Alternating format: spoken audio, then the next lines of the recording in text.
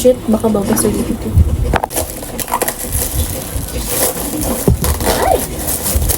LED bulb. Tumatagal siya ng 2 to 12 hours.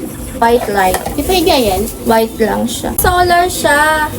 Solar siya, pero... Ano yung Oh, ito. Solar siya, pero may kasama siyang battery. Di pa higa yan? Hindi. May kasamang battery, may kasama siyang remote.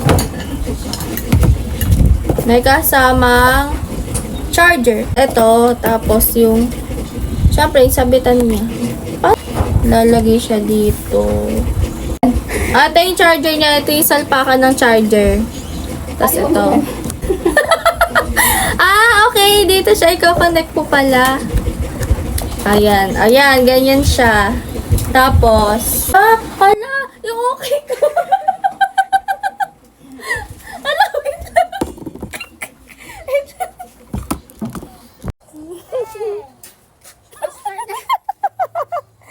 Hala, wait lang. Naligpit na namin. Bale, eto, nilagay ko na yung battery nito sa loob. May battery siya sa loob. Libre na yung battery niya ng remote. Pagkatapos, pwede mo namang gamitin. Isasaksak mo dito. It's either itong solar, pwede yan. Tapos, tingnan natin. Pwede din to. Ayan. Tapos, lagyan mo lang siya ng saksakan na ganyan dyan. Parang yung sa charger. At today, ang gagamitin natin is itong solar. Tatry natin siya.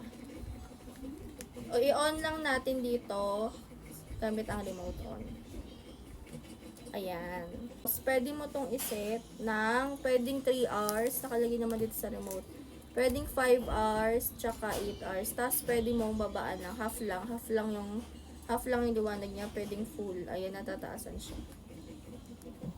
Maliwanag din siya. Pwede ko siya gawin ring light eh.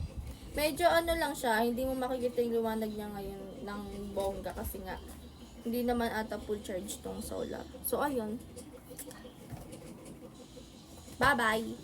Kung gusto niyo rin ito, lalagay ko na yung link sa baba.